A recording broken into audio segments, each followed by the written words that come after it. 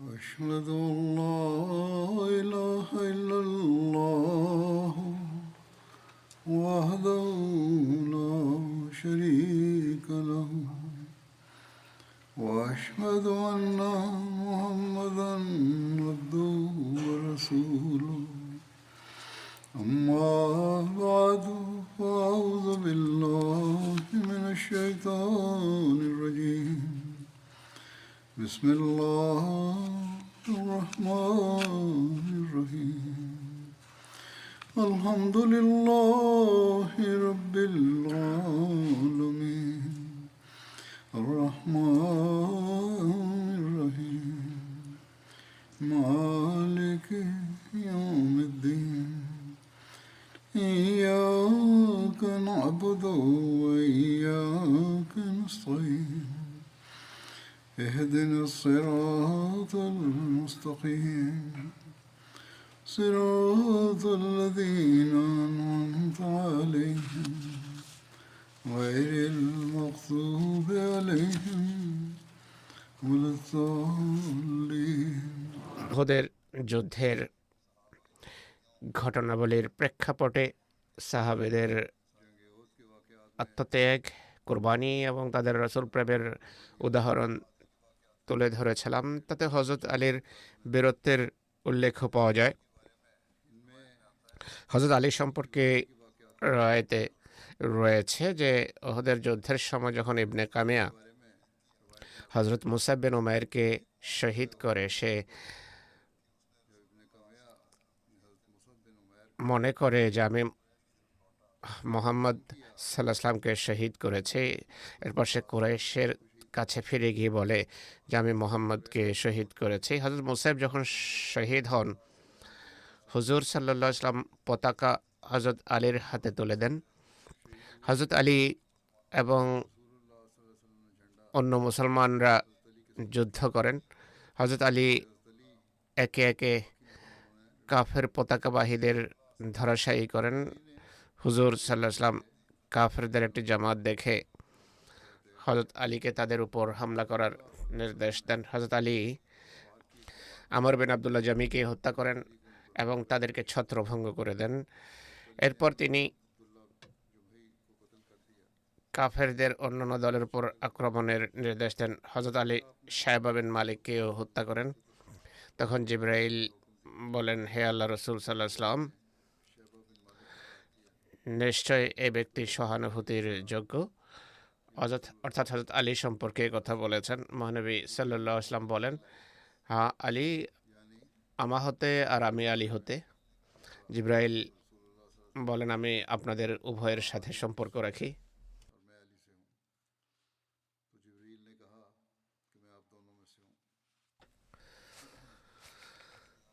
শিয়ারা এই কথা অতিরঞ্জিত আকারে তুলে ধরে। হযরত আলী বর্ণনা করেন, উহুদের যুদ্ধে হুজুর সাল্লাল্লাহু আলাইহি ওয়াসাল্লামকে ছেড়ে যখন মানুষ ছত্রভঙ্গ হয়ে যায়, আমি শহীদদের লাশে সন্ধান আরম্ভ করি আর মহানবীকে তাতে খুঁজে পাইনি। তখন আমি বললাম, খোদার কসম, হুজুর সাল্লাল্লাহু আলাইহি ওয়াসাল্লাম পলায়নকারীদের সাথে পালাতেও পারেন না, আর আমি তাকে শহীদদের মাঝেও পাইনি। কিন্তু খোদা আমাদের প্রতি অসন্তুষ্ট হয়েছেন, তিনি তার নবীকে উঠিয়ে নিয়ে গেছেন। তাই আমার জন্য মঙ্গলজনক হবে যুদ্ধ করতে করতে শহীদ হয়ে যাওয়া। হযরত আলী বলেন, এরপর আমি আমার তরবারির খাপ ভেঙে ফেলেই এবং কাফের উপর হামলা করি আর এদিক সেদিক ছত্রভঙ্গ হয়ে যায়। আমি দেখি মহানবী সাল্লাল্লাহু আলাইহি ওয়াসাল্লাম আমাদের মাঝে বিদ্যমান। সাঈদ বিন মুসাইয়্যিবের পক্ষ থেকে বর্ণিত হয়েছে, উহুদের যুদ্ধে হযরত আলীর গায়ে 16টি আঘাত এসেছে। হযরত মুসলিহ আহমদ রাদিয়াল্লাহু তাআলা আনহু সমস্যার মাঝে কল্যাণরাজি নিহিত এই শিরোনামে লিখতে গিয়ে বলেছেন, হযরত আলী রাদিয়াল্লাহু তাআলা আনহু উহুদ থেকে ফিরে এসে হযরত ফাতেমাকে তার তরবারি দিয়েছেন এবং বলেছেন যে এই তরবারি ধুয়ে দাও, আজকে এই তরবারি অনেক কাজ দেখিয়েছে। হুজুর সাল্লাল্লাহু আলাইহি সাল্লাম হযরত আলীর একথা শুনছিলেন এবং বলেন, আলী, কেবল তোমার তরবারি কাজ করেনি, তোমার আরো অনেক ভাই আছে যাদের তরবারি আজকে পরম বীরত্ব প্রদর্শন করেছে। 6-7 জন সাহাবের নাম নিয়ে তিনি বলেন তাদের তরবারি তোমার তরবারির চেয়ে কম ছিল না। হজরত আবু তালহা আনসারি সম্পর্কে এ বরাতে উল্লেখ পাওয়া যায়। হজরত আনাস বলেন, ওহদের যখন যুদ্ধ হয়, মানুষ পরাজিত হয়ে মহানবী থেকে ছত্রভঙ্গ হয়ে যায়। আর হজরত আবু তালহা মহানবীর সামনে তার বর্মের পেছনে রেখে দাঁড়িয়ে থাকেন। তিনি এমন দক্ষ তীরন্দাজ ছিলেন যে অতি জোরে ধনুক টানতেন, এভাবে 2-3টি কামান বা ধনুক ভেঙে ফেলেছেন। এত জোরে টানতেন যে ধনুক ভেঙে যেত। তার পাশ দিয়ে যেই তুনি নিয়ে যেত, তার পাশ দিয়ে যেত, অর্থাৎ সাহাবিদের মধ্য থেকে যে কেউ পাশ দিয়ে যেত, মহানবী সেই সাহাবিকে বলতেন, আবু তালহার সামনে তীর রেখে দাও, ইনি ভালো তীরন্দাজ, তোমার তীরও তার হাতে তুলে দাও। তিনি তখন মহানবীর সামনে দণ্ডায়মান ছিলেন। হযরত আনাস বলতেন, হুজুর সাল্লাল্লাহু আলাইহি ওয়াসাল্লাম মাথা উঁচিয়ে লোকদের দিকে তাকাতেন। তখন হযরত আবু তালহা বলতেন, বেআবি আনতা ওয়া উম্মি ইয়া রাসূলুল্লাহ, লা ইউসিবুকা সাহমুন নাহরি দুনা নাহরিক। আমার পিতামাতা আপনার জন্য নিবেদিত, মাথা উঁচু করবেন না, কোথাও তাদের তীর আপনার পবিত্র মাথায় না লেগে যায়। আমার বক্ষ আপনার বক্ষের সামনে আছে। এটি এই বুখারীর রওয়ায়েত, বুখারী থেকে নেয়া। হযরত আনাস বিন মালিক বর্ণনা করেন, হযরত আবু তালহা একই বর্ম দিয়ে মহানবীর সুরক্ষা করেছেন। তিনি দক্ষ তীরন্দাজ ছিলেন। তিনি যখন তীর নিক্ষেপ করতেন, মহানবী সাল্লাল্লাহু আলাইহি সাল্লাম চুপিসারে দেখতেন কোথায় গিয়ে তীর পড়ছে। ওহদের যুদ্ধে হযরত আবু তালহা একটা পংক্তি পড়তেন, তা হলো, ওয়াজহি লিওয়াজহিকা ওয়াকাও ওয়া নাফসি লিনাফসিকা ফিদাও। আমার চেহারা আপনার চেহারার জন্য ঢাল, আর আমার প্রাণ আপনার জীবনের জন্য নিবেদিত। হযরত আবু তালহা আনসারী সম্পর্কে হযরত মির্জা বশির আহমদ সাহেব লিখেছেন, হযরত আবু তালহা আনসারী তীর ছুটতে ছুটতে 3টি ধনুক ভেঙেছেন। শত্রুর তীরের মোকাবেলায় বুক পেতে দিয়ে মহানবী সাল্লাল্লাহু আলাইহি ওয়াসাল্লামের পবিত্র দেহকে রক্ষার জন্য ঢাল হিসেবে কাজ করেছেন। তালহা বিন ওবায়দুল্লাহর উল্লেখ আসছে এরপর। ইনি প্রথমজন আনসার ছিলেন, আর ইনি হলেন কুরাইশদের অন্তর্ভুক্ত। ওহদের যুদ্ধের দিন হুজুর সাল্লাল্লাহু আলাইহি ওয়াসাল্লামকে রক্ষা করতে গিয়ে বা বাঁচাতে গিয়ে তিনি নিজের হাতে তীর নিতেন, শত্রুর তীর। হযরত তালহা ওহদের দিন মহানবীর সাথে যুদ্ধে অংশগ্রহণ করেন। তিনি তাদের অন্তর্ভুক্ত ছিলেন যিনি সেদিন হুজুর সাল্লাল্লাহু আলাইহি ওয়াসাল্লামের সাথে ছিলেন অবিচল। মৃত্যুর শর্তে তার হাতে তিনি বয়াত করেছিলেন। আলেক বিন জহের হুজুর সাল্লাল্লাহু আলাইহি ওয়াসাল্লামকে লক্ষ্য করে তীর ছুড়ে হযরত তালহা মহানবী সাল্লাল্লাহু আলাইহি ওয়াসাল্লামের পবিত্র চেহারা নিজের হাত দিয়ে রক্ষা করেন। তীর তার ছোট আঙ্গুলে লাগে, যার ফলে সে আঙ্গুল অকেজো হয়ে যায়। তখন প্রথম তীর লাগলে কষ্টের কারণে তার মুখ থেকে আওয়াজ বেরিয়ে আসে, উফ শব্দ বেরিয়ে আসে। মহানবী বলেন, যদি তিনি এর পরিবর্তে বিসমিল্লাহ বলতেন তাহলে জান্নাতে এমনভাবে প্রবেশ করতেন যখন মানুষ তাকে দেখত। এই ঘটনার বিস্তারিত বিবরণ সিরাতুল হালবিয়াতে একটি রওয়ায়াতে উল্লেখ আছে। কায়েস বিন আবু হাজেম বর্ণনা করেন, আমি ওহদের দিন হযরত তালহা বিন ওবায়দুল্লাহর হাতের অবস্থা দেখেছি, যে হাত মহানবী সাল্লাল্লাহু আলাইহি সাল্লামকে তীর থেকে রক্ষা করতে গিয়ে অকেজো হয়ে যায়। একটা উক্তি অনুসারে তার হাতে বর্ষা লেগেছে, তা থেকে এত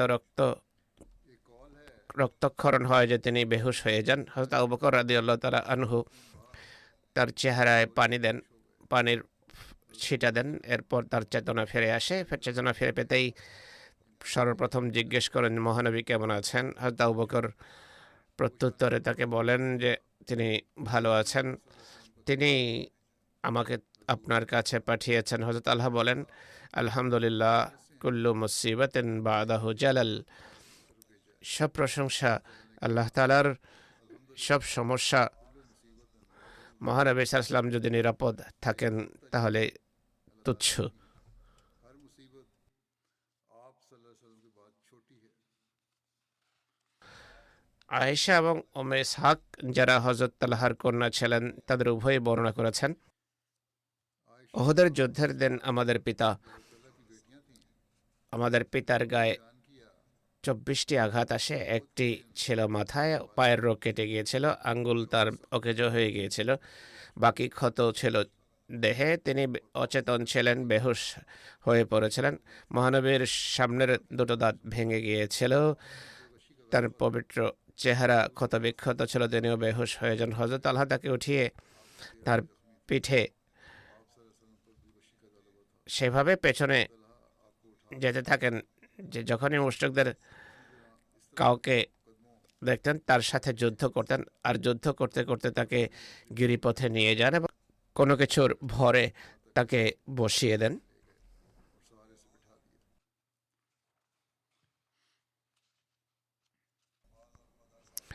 ওহদ এবং নিবেদিত প্রাণ সাহাবীদের কথা বলতে গিয়ে মুসলিম লিখছেন যে ওহদের যুদ্ধের দিন খালিদ বিন ওয়ালিদ মুসলমানদের উপর অকস্মাৎ হামলা করেন। মুসলমানরা ছত্রভঙ্গ হয়ে পড়েন। কয়েকজন সাহাবী ছুটে গিয়ে মহানবী সাল্লাল্লাহু আলাইহি ওয়াসাল্লামের চতুর্পাশে সমবেত হন, যাদের সংখ্যা ছিল সর্বোচ্চ 30। কাফেররা সে স্থানে প্রবল হামলা করে যেখানে মহানবী সাল্লাল্লাহু আলাইহি সাল্লাম দণ্ডায়মান ছিলেন। একের পর এক সাহাবী মহানবীর নিরাপত্তার দায়িত্ব পালন করতে গিয়ে নিহত হতে থাকেন। তরবারি পরিচালনাকারী ছাড়াও তীরন্দাজরা উঁচু টিলায় দাঁড়িয়ে মহানবীকে লক্ষ্য করে অজস্র ধারায় তীর নিক্ষেপ করতে থাকে। শত্রু যখন তীর বাণে জর্জরিত করতে থাকে তখন হযরত তালহা, যিনি ছিলেন কুরাইশ, মক্কার মুহাজিরদের অন্তর্ভুক্ত ছিলেন, তিনি দেখেন যে শত্রু সব তীর মহানবীর পবিত্র চেহারাকে লক্ষ্য করে ছুটছে। তিনি তার হাত মহানবীর পবিত্র চেহারার সামনে রেখে দেন। তীরের পর তীর যা লক্ষ্যে আঘাত হানত তা লাগত তালহার হাতে, কিন্তু সেই আত্মনিবেদিত বিশ্বস্ত সাহাবী নিজের হাত নড়তে দিতেন না। এভাবে তীর পড়তে থাকে। হযরত তালহার হাত ক্রমাগত আঘাতে বিকল হয়ে যায়, তার একটি হাতে বাকি থেকে যায়। বহু বছর পর ইসলামের চতুর্থ খেলাফতের যুগে মুসলমানদের মাঝে যখন গৃহযুদ্ধ হয় তখন কোনো শত্রু তাকে খোঁটা দিয়ে ঠুন্ডা আখ্যায়িত করে, অর্থাৎ তোমার হাত অকেজো। তখন কোনো সাহাবী বলেন, তিনি অবশ্যই ঠুন্ডা, কিন্তু দেখো কত আশিসময় এক হাতের মানুষ। তোমার হয়তো মনে থাকবে তালহার এই হাত মহানবীর পবিত্র চেহারার সুরক্ষায় এমন হয়েছে। ওহদের যুদ্ধের পর কেউ হযরত তালহাকে জিজ্ঞেস করে যে তীর যখন আপনার হাতে লাগতো আপনি কি ব্যথা পেতেন না? আপনার মুখ থেকে কি উফ বের হতো না? তালহা প্রত্যুত্তরে বলতেন, ব্যথাও পেতাম, কিন্তু উফ ও বেরিয়ে যাওয়ার উপক্রম হতো, কিন্তু তা আমি করতাম না। কোথাও এটি বলতে গিয়ে আমার হাত না সরে যায় আর তীর এসে মহানবীর পবিত্র মুখে পড়ে।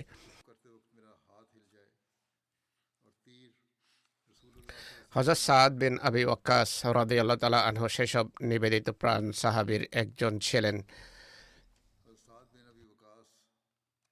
যারা পরম বীরত্বের এবং বিশ্বস্ততার স্বাক্ষর রেখেছেন। আয়েশা বিনতে সাদ তার পিতার পক্ষ থেকে বর্ণনা করেছেন, তিনি বলেন, মানুষ যখন পাল্টা আক্রমণ হানে আমি একদিকে সরে যাই, আমি বলি যে তাদেরকে আমি নিজেই সরিয়ে দেব, হয়তো আমি নিজে মুক্তি পাবো, না হয় শহীদ হয়ে যাব। অকস্মাৎ এক রক্তিম চেহারার মানুষ দেখি, মুশরিকরা তার উপর জয়যুক্ত হওয়ার উপক্রম হয়। তখন এক ব্যক্তি তার হাত কঙ্কর পূর্ণ করে তাদের প্রতি নিক্ষেপ করে। তখন আমার এবং তাদের মাঝে মেকদাদ এসে যান, আমি তাকে জিজ্ঞেস করতে চাইলাম, তিনি আমাকে বলেন, হে সাদ। मेरे और उस शख्स के दरमियान मिकदाद आ गए तो मैंने उनसे पूछने का इरादा তিনি মহানবী ছিলেন, তিনি তোমাকে ডাকছিলেন। আমি দা- দণ্ডায়মান হই, আমি দাঁড়ালাম, এমন মনে হলো যেন আমার কোনো কষ্টই নেই। আমি তার কাছে আসলাম, তিনি আমাকে তার সামনে বসিয়ে নেন। আমি তীর চালাতে থাকি আর আমি বলতে থাকি, হে আল্লাহ, এটি তোমার তীর, তুমি এর মাধ্যমে তোমার শত্রুকে ধ্বংস করো। মহানবী সাল্লাম বলতেন, হে আল্লাহ, তুমি সাদের দোয়া গ্রহণ করো। হে আল্লাহ, সাদের লক্ষ্য যেন ব্যর্থ না হয়। হে সাদ, তোমার জন্য আমার পিতামাতা নিবেদিত। ए अल्लाह साद के निशाने को दुरुस्त कर दे। ए साद সাদ বলেন, माँ और बाप फिदा हूँ। এই ঘটনা বলছেন তিনি, যে আমি এমনটি করছিলাম, তখন দৃশ্য এমন ছিল, আমার মনে হচ্ছিল কোনো ফেরেশতা এসেছে যে আমাদের সাথে যুদ্ধ করছিল। लेकिन उस वक्त नज़ारा ऐसा था कि मुझे लगता था कि फरिश्ते ने কিন্তু তখন কেউ আমাকে বলে তিনি ছিলেন মহানবী সাল্লাল্লাহু আলাইহি সাল্লাম। কাশফের দৃশ্য ছিল বা জাগতিক সাধারণ দৃশ্য ছিল, যাই হোক তিনি মহানবীর কাছে ছিলেন। लोगों में थी और यह हकीकत थी। সাদ বলেন, আমি যেই তীর নিক্ষেপ করি, মহানবী সাল্লাল্লাহু আলাইহি সাল্লাম সাথে এটি বলতেন, হে আল্লাহ, তার লক্ষ্য যেন ব্যর্থ না হয় এবং তার দোয়া গ্রহণ করো। আ- আ- আমি যখন তীর শেষ করি, মহানবী তার তুনি থেকে তীর দিয়ে দেন আমাকে। তিনি আমাকে পলক এবং ফলাবিহীন একটা তীর দেন, যা অন্যান্য তীর থেকে বেশি ধারালো ছিল। আল্লাহ জোরে লিখেছেন, সেদিন সাদ 1000 তীর নিক্ষেপ করেছেন।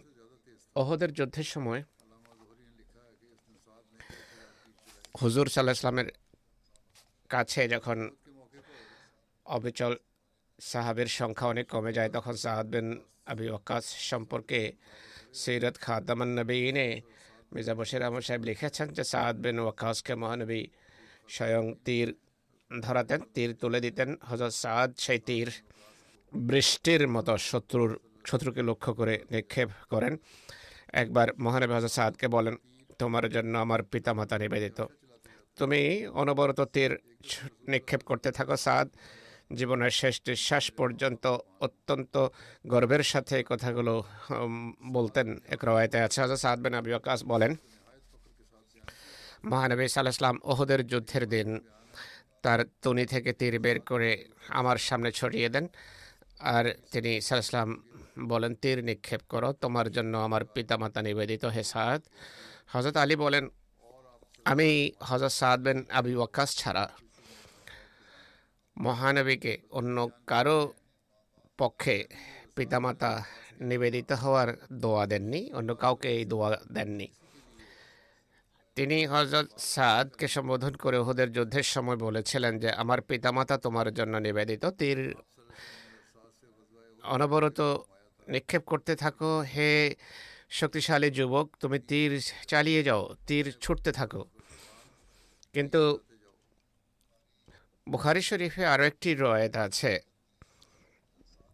হযরত সাদ ছাড়াও ইতিহাসে হযরত জুবাইর বিন আওয়ামের নামও দেখা যায়, যাকে সম্বোধন করে মহানবী বলেছেন, ফেদাকা আবি ওয়া উম্মি, आवाम का नाम भी मिलता है जिन्हें यहाँ हज़रत অর্থাৎ তোমার জন্য আমার পিতামাতা নিবেদিত হোক।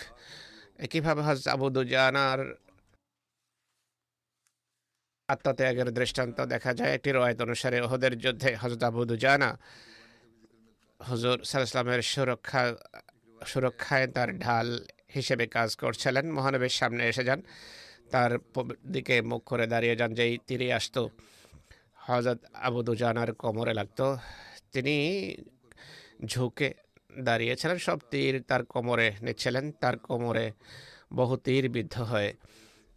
और तमाम तीर अपनी कमर पर ले रहे थे, यहाँ तक कि उनकी कमर में बेशुमार तीर पे হযরত আবু দুজানার অবিচলতা সম্পর্কে হযরত মির্জা বশির আহমদ সাহেব লিখেছেন, আবু দুজানা বহুক্ষণ পর্যন্ত তার দেহকে নিজের দেহের আড়ালে রাখেন, যে তীর বা পাথরে আসতো নিজের দেহে সেটি নিতেন, তার দেহ তীরে ঝাঁঝরা হয়ে যায়, কিন্তু তিনি উফ পর্যন্ত করেননি, যেন তার শরীর নড়ার ফলে মহানবীর পবিত্র দেহের কোনো অংশ অরক্ষিত হয়ে যায় এবং তার দেহে তীর লাগে। पैदा होने से आ हज़रत सल्लल्लाहु अलैहि वसल्लम के जिस्म হজরত সাহাল বিন হুনাইফের স্মৃতিচারণ হচ্ছে এখন। তিনি এক মহান মর্যাদার অধিকারী সাহাবী ছিলেন, যিনি উহুদের যুদ্ধের দিন অবিচলতা প্রদর্শন করেছেন।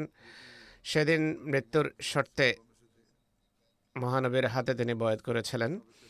তিনি তখন হুজুর সাল্লাল্লাহু আলাইহি ওয়াসাল্লামের সামনে ঢাল হয়ে অবিচল থাকেন। শত্রুর ভয়াবহ আক্রমণের ফলে মুসলমান যখন ছত্রভঙ্গ হয়ে যায়, তিনি মহানবীর পক্ষ থেকে সেদিন তিনি তীর নিক্ষেপ করেন। মহানবী বলেন, সাহালকে তীর দাও, কেননা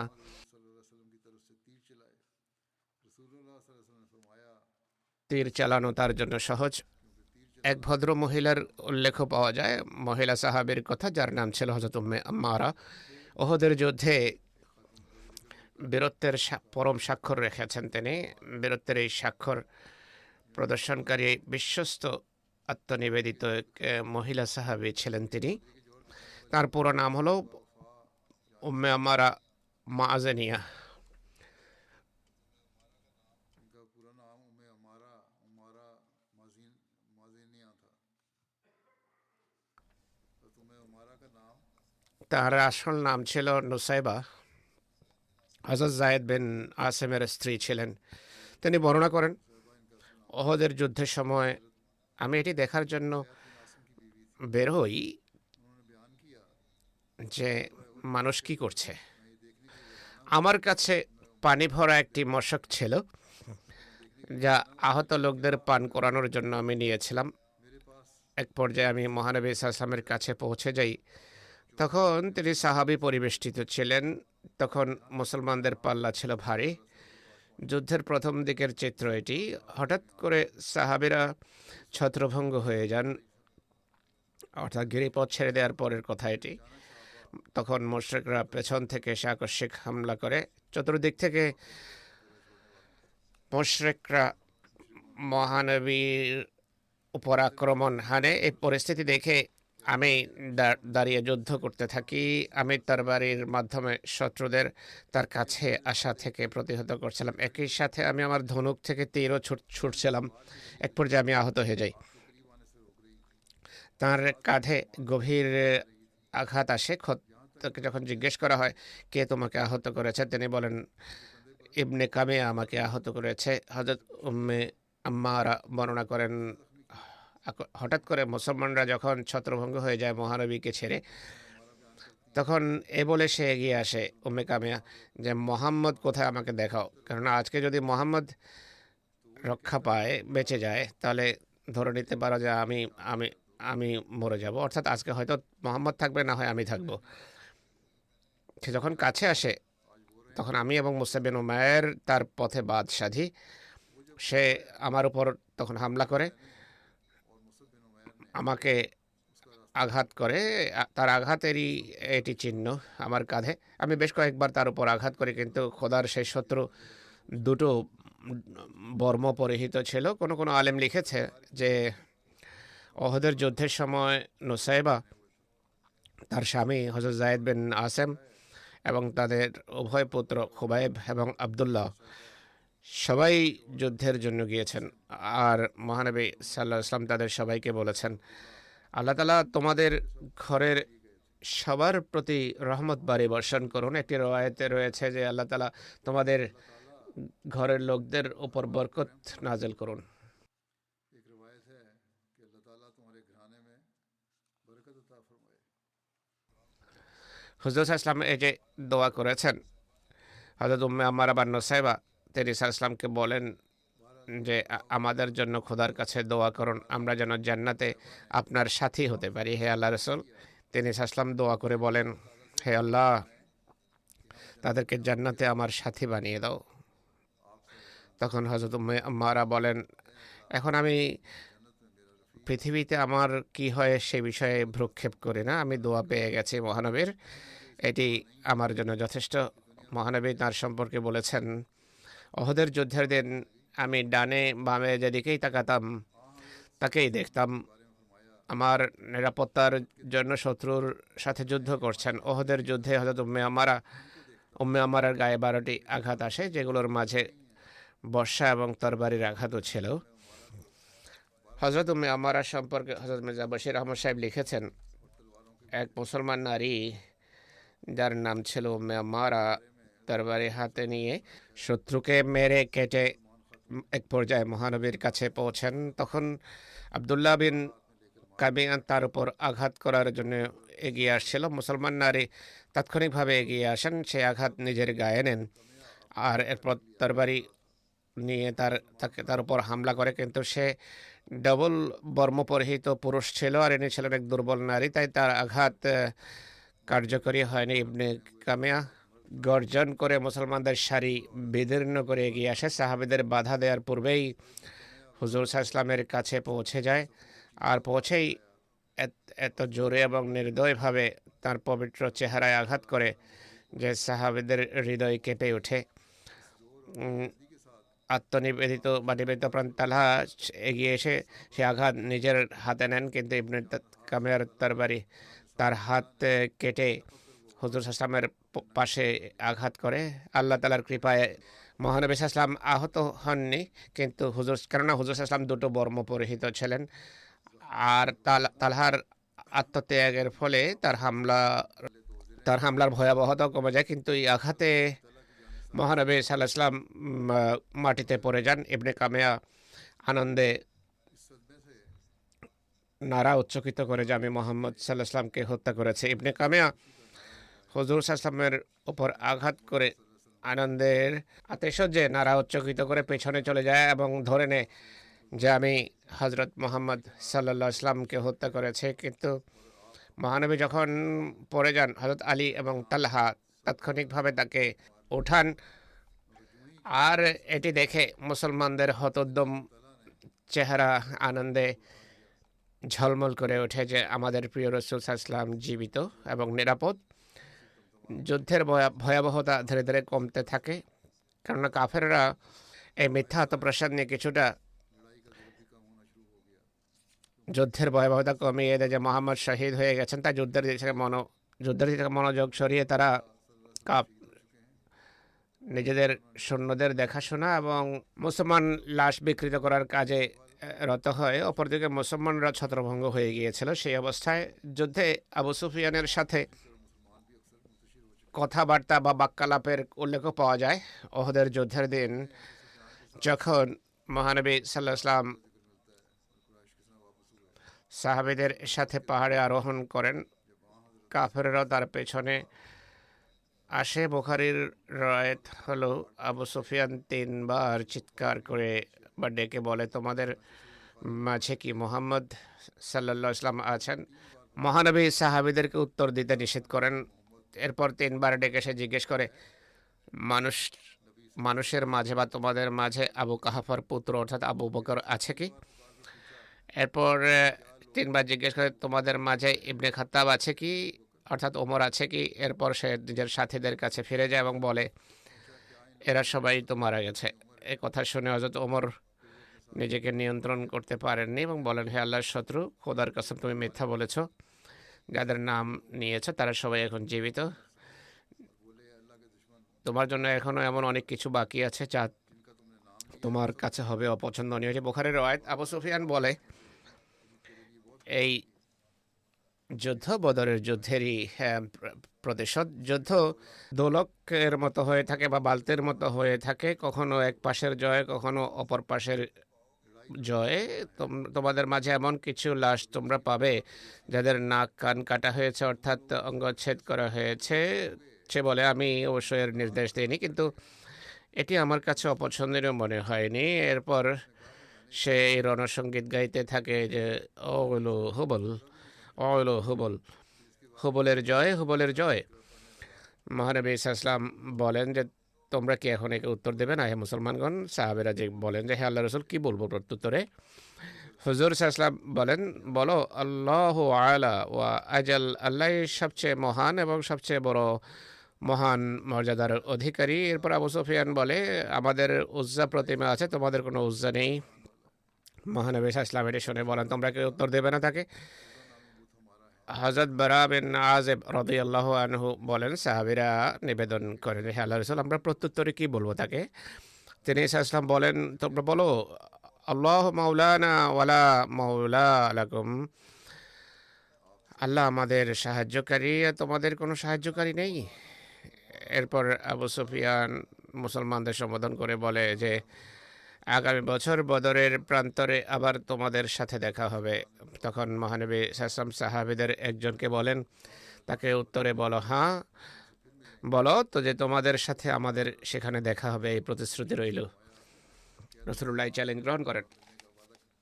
হযরত মির্জা বশির আহমদ সাহেব সিরাত খাতামান নবীনে লিখেছেন যে এদিকে মুসলমানরা আহতদের সেবা শুশ্রূষার কাজে লেগেছিল, অপরদিকে রণক্ষেত্রে ময়দানে মক্কার কুরাইশ মুসলমান শহীদদের লাশের অত্যন্ত নির্দয় এবং পাশবিকভাবে অবমাননা এবং অসম্মান করছিল। অঙ্গচ্ছেদের পাশবিক প্রথা পুরো হিংস্রতার সাথে পালন করা হয়। মুসলমান শহীদের লাশের সাথে মক্কার হিংস্র প্রাণীরা যা করার ছিল করেছে। কুরাইশ নারীরা মুসলমানদের নাক কান কেটে সেগুলোর হার বানিয়ে পরিধান করেছে। আবু সুফিয়ানের স্ত্রী হিন্দা হযরত হামজার কলিজা বের করে চিবিয়েছে। স্যার উইলিয়ামের উক্তি অনুসারে মুসলমানদের লাশের সাথে কুরাইশ অত্যন্ত পাশবিক আচরণ করেছে। আর মক্কার নেতৃবৃন্দ বা নেতারা দীর্ঘক্ষণ মহানবীর পবিত্র মরদেহ সন্ধান করতে থাকে রণক্ষেত্রে। তারা অধীর আগ্রহে এই দৃশ্য দেখার অপেক্ষায় ছিল, কিন্তু যা পাওয়ার ছিল না তারা পায়নি। এটি তো হতেই পারে না, মহানবী সেখানে ছিলেন না। তখন নিরাশ হয়ে আবু সুফিয়ান কয়েকজন সঙ্গী সাথী বা সাঙ্গপাঙ্গ নিয়ে সেই গিরিপথের দিকে অগ্রসর, যেখানে মুসলমানরা সমবেত ছিল, এবং এর কাছে দাঁড়িয়ে চিৎকার করে বলে, হে মুসলমানরা, তোমাদের মাঝে মোহাম্মদ আছেন কি? মহানবী বলেন, কোনো উত্তর দেবে না। সাহাবীরা নীরব থাকেন। এরপর সে হযরত আবু বকর এবং ওমরের কথা জিজ্ঞেস করে, কিন্তু তখনও মহানবীর নির্দেশ অনুসারে কেউ কোনো উত্তর দেয়নি। তখন সে উচ্চস্বরে গর্বের সাথে বলে, যারা সবাই নিহত হয়েছে, কেননা তারা যদি জীবিত থাকতো তাহলে উত্তর দিত। তখন হযরত ওমর আর নীরব থাকতে পারেননি। তিনি অবলীলায় উত্তর দেন যে, হে আল্লাহর শত্রু, তুমি মিথ্যা বলছো। তারা তারা আমরা সবাই জীবিত, আল্লাহ আমাদের সাথে আছেন, আমাদের হাতে তোমাদেরকে লাঞ্ছিত করবেন। আবু সুফিয়ান হযরত ওমরের আওয়াজ শুনে বলে, ওমর, সত্য করে বলো, মোহাম্মদ কি জীবিত? হযরত ওমর বলেন, হ্যাঁ হ্যাঁ, আল্লাহ তাআলার কৃপায় তিনি জীবিত আছেন, আর তোমাদের এই সব কথা শুনছেন। আবু সুফিয়ান কিছুটা ক্ষীণ কণ্ঠে বলে যে, তাহলে ইবনে কামিয়া মিথ্যা বলেছে, কেননা আমি তোমাকে তার চেয়ে বেশি সত্যবাদী মনে করি। এরপর আবু সুফিয়ান গগন বিদারী কণ্ঠে বলে, ও হবল, হে হবল, তোমার জয় হোক। সাহাবীরা মহানবীর নির্দেশের অপেক্ষায় নীরব ছিলেন, কেননা পূর্বে তিনি বাধা দিয়েছিলেন। কিন্তু মহানবী, যিনি নিজের নাম যখন আসতো তখন আসে নীরব থাকার নির্দেশ দেন। এখন খোদার বিপরীতে যখন প্রতিমার নাম আসে, প্রতিমার স্তুতি গাওয়া হয়, তিনি নীরব, তিনি বেকুল হয়ে যান এবং বলে, উত্তর দিচ্ছ না কেন? সাহাবীরা বলেন, হে আল্লাহ রাসূল, আমরা কি উত্তর দেব? তিনি বলেন যে, বলো যে আল্লাহু আ'লা ওয়া আজাল, মাহাত্ম্য এবং সম্মানের অধিকারী একমাত্র আল্লাহ। আবু সুফিয়ান বলে, লানা লা উজ্জা ওয়ালা উজ্জা লাকুম, আমাদের উজ্জা প্রতিমা রয়েছে, তোমাদের কোনো উজ্জা নেই। হুজুর সাল্লাল্লাহু সাহাবীদেরকে বলেন যে, উত্তর দাও, আল্লাহু মাওলানা ওয়ালা মাওলা লাকুম। উজ্জা তো অর্থহীন, আমাদের সাথে সাহায্যকারী আমাদের আল্লাহ আছেন, তোমাদের কোনো সাহায্যকারী নেই। এরপর আবু সুফিয়ান বলে, যুদ্ধ এক দোলকের মতো বা বালতির মতো হয়ে থাকে, কখনো সেটি উপরে আসে, কখনো নিচে নামে। অতএব এটি বদরের যুদ্ধের দিনের প্রতিশোধ। রণক্ষেত্রে তোমরা এমন কিছু লাশ দেখবে যেগুলোর অঙ্গচ্ছেদ করা হয়েছে। আমি অবশ্যই আর নির্দেশ দিইনি, তবে আমি যখন এটি জানতে পেরেছি, আমার যোদ্ধাদের এমন কাজ আমার মন্দ মনে হয়নি। আমাদের এবং তোমাদের মাঝে আগামী বছর এই দিনগুলোতেই বদরের ময়দানে যুদ্ধের প্রতিশ্রুতি রইল। মহানবীর নির্দেশ অনুসারে এক সাহাবী উত্তর দেন, ঠিক আছে, আমি তোমার চ্যালেঞ্জ গ্রহণ করলাম। এটি বলে আবু সুফিয়ান সাথীদেরকে নিয়ে নিচে নেমে যায় এবং অনতিবিলম্বে কুরাইশ বাহিনী মক্কার পথে যাত্রা করে। তিনি বলছেন যে, অদ্ভুত বিষয় হলো, যদিও কুরাইশ মুসলমানদের বিরুদ্ধে বিজয় লাভ করেছিল বাহ্যিক উপকরণের দিক থেকে যদি চাইতো এই বিজয়কে তারা কাজে লাগাতে পারত। আর মদিনায় আক্রমণের পথ তো তাদের জন্য খোলা ছিলই, কিন্তু ঐশী তাকদীর কিছু যা করেছে তা হলো এই বিজয় সত্ত্বেও কুরাইশের হৃদয়ে ছিল ভীতত্রস্ত, আর ওহদের ময়দানে যে বিজয় লাভ হয়েছিল সেটি নিয়ে তারা সন্তুষ্ট ছিল এবং দ্রুত মক্কায় ফিরে যাওয়াকেই তারা যুক্তিযুক্ত মনে করেছে। কিন্তু তা সত্ত্বেও মহানবী সাল্লাল্লাহু আলাইহি ওয়াসাল্লাম সাবধানতা বশত তাৎক্ষণিকভাবে ৭০ সাহাবীর সমন্বয়ে একটি দল প্রস্তুত করে কুরাইশ বাহিনীর পেছনে পাঠা, যাদের মাঝে আবু বকর এবং ওমরও ছিলেন। এটি বুখারীর রায় ছিল। সাধারণ ঐতিহাসিকরা বলে তিনি হযরত আলী বা অন্য রওয়ায়াত অনুসারে সাদ বিন আবি ওয়াক্কাসকে কুরাইশের পেছনে পাঠান এবং বলেন যে এই সংবাদ নিয়ে আসা যে কুরাইশ বাহিনী কি মদিনায় আক্রমণের কোনো অভিসন্ধি রাখে। তিনি বলেন, কুরাইশ যদি উটের পিঠে আরোহিত থাকে, ঘোড়া খালি থাকে, তাহলে নিশ্চিত হতে পারো যে তারা মক্কা অভিমুখে যাত্রা করেছে, মদিনায় আক্রমণের কোনো অভিসন্ধি রাখে না। যদি ঘোড়ায় আরোহিত থাকে তাহলে নিশ্চিত হতে পারো যে তাদের ইচ্ছা শুভ নয়। যদি দেখো যে কুরাইশ মদিনার দিকে আসছে তাহলে তাৎক্ষণিকভাবে যেন সংবাদ দেওয়া হয়। তিনি একান্ত উত্তেজিত কণ্ঠে বলেন, কুরাইশ যদি এখন মদিনায় হামলা করে, খোদার কসম তাদের মোকাবেলা করে তাদেরকে এই আক্রমণের স্বাদ চাখিয়ে দেব। মহানবীর প্রেরিত সাহাবীরা তার নির্দেশ অনুসারে যান এবং খুব দ্রুত এই সংবাদ নিয়ে ফিরে আসেন যে কুরাইশ বাহিনী মক্কার দিকে অগ্রসর হচ্ছে।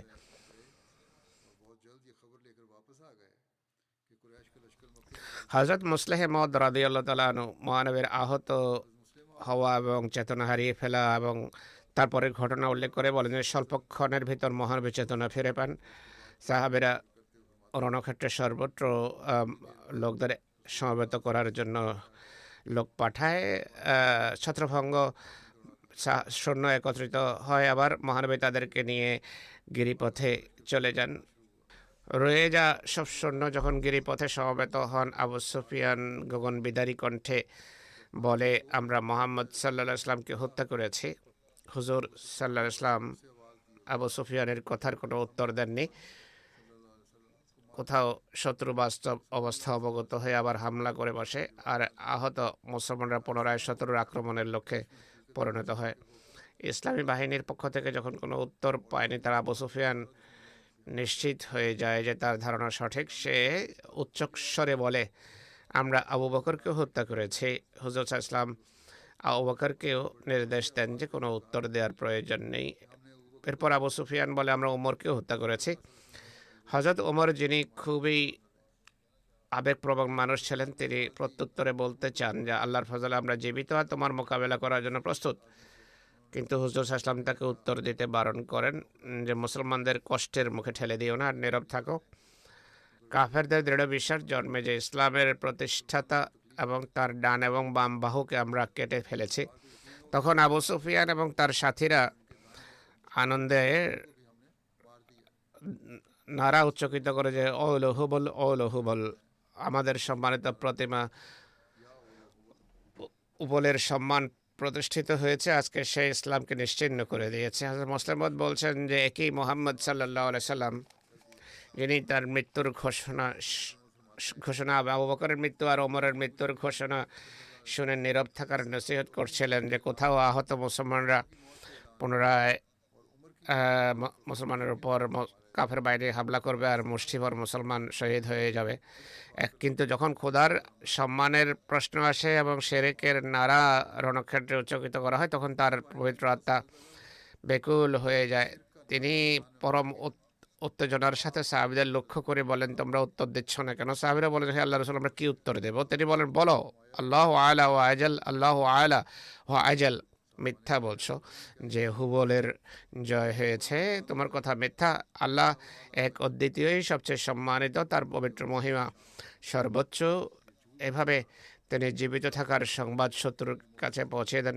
এই বীরত্বপূর্ণ উত্তরের শত্রুর উপর এত গভীর প্রভাব পড়ে যে যদিও এই উত্তরে তাদের আশা ধূলিসাৎ হয়ে যায়, যদিও তাদের সামনে ক্ষতবিক্ষত মুষ্টিবর মুসলমান ছিল, তাদের উপর হামলা করে নিশ্চিহ্ন করা জাগতিক দৃষ্টিকোণ থেকে সম্ভব ছিল, কিন্তু তারা দ্বিতীয়বার হামলার দুঃসাহস দেখায়নি। যতটা বিজয় হস্তগত হয়েছে তার জন্য আনন্দের ঢোল পিটাতে পিটাতে মক্কার উদ্দেশ্যে যাত্রা করে।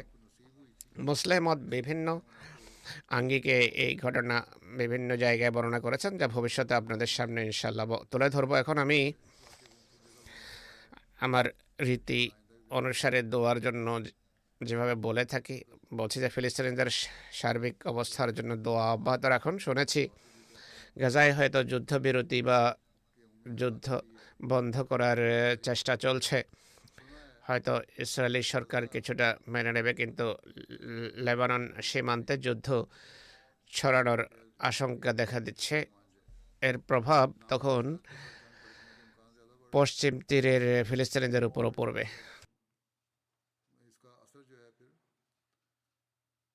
পাশ্চাত্যের সরকারগুলো ইনসাফ এবং ন্যায় কাকে বলে জানেই না।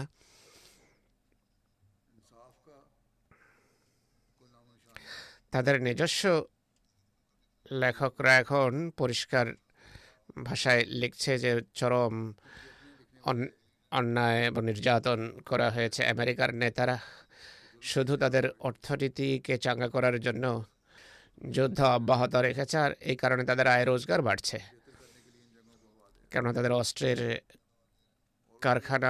কারখানা উৎপাদন বাড়িয়ে দিয়েছে। তাদের নিজেদের বিভিন্ন বিশ্লেষক বলছে যে আমেরিকা তাদের অর্থনীতিকে দৃঢ় করার জন্য যুদ্ধকে দীর্ঘ করছে এবং পৃথিবীতে নৈরাজ্য সৃষ্টি করছে। এরা জানে না যে খোদা তাআলার শাস্তি এরা এড়াতে পারবে না।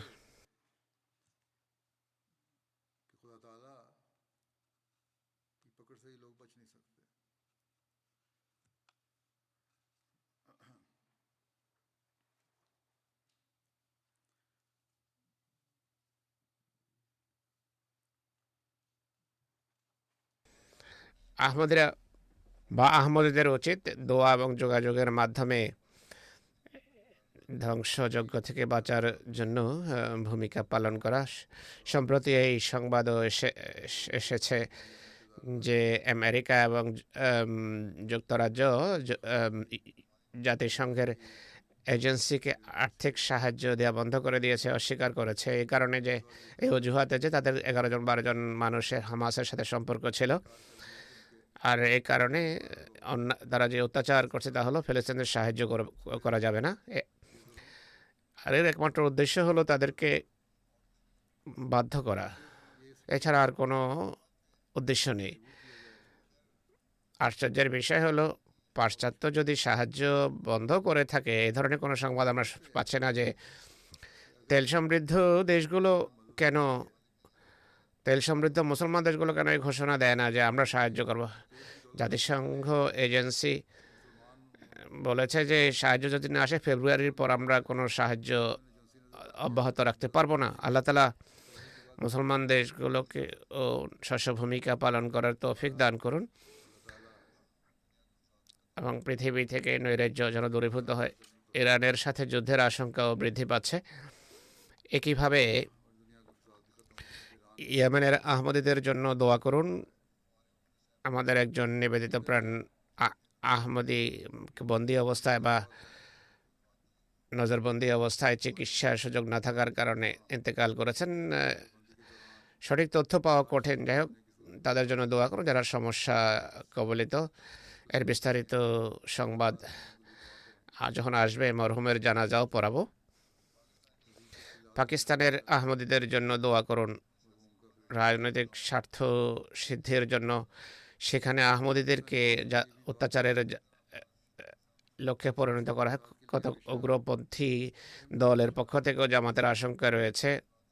জামাতের সদস্যদের সব জায়গায় দ্বিমুখী আশঙ্কা, নাগরিক হিসেবে এবং আহমদী হিসেবে। রাবা এবং অন্যান্য শহরের আহমদীদের জন্য দোয়া করুন। আল্লাহ তাআলা তাদেরকে স্বীয় নিরাপত্তার বেষ্টনীতে রাখুন। দুষ্কৃতকারীদের দুষ্কৃতি যেন তাদের ওপর ছুঁড়ে মারে না। আল্লাহ তাআলা আহমদীদের হেফাজত করুন। পৃথিবী যেন এই সত্য অনুধাবন করতে সক্ষম হয় যে খোদার দিকে ফিরে আসা ছাড়া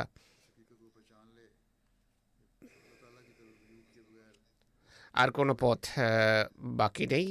তাদের অস্তিত্বের নিশ্চয়তা খোদাকে চেনা এবং আল্লাহ যাকে পাঠিয়েছেন তাকে গ্রহণ করার মাঝে নিহিত। আল্লাহ তাআলা তাদেরকে তৌফিক দেন।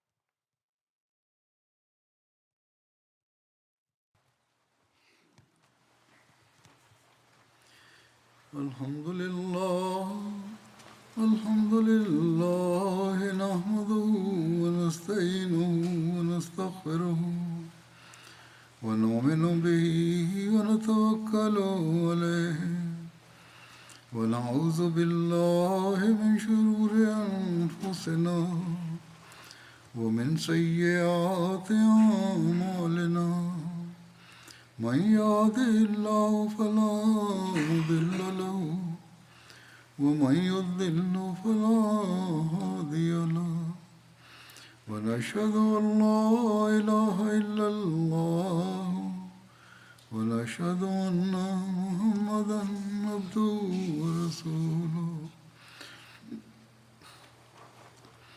عباد الله رحمكم الله إن الله يأمر بالعدل والإحسان وإيتاء ذي القربى وينهى عن الفحشاء والمنكر والبغي يعظكم لعلكم تذكرون اذكروا الله يذكركم وادعوه يستجب لكم ولذكر الله أكبر.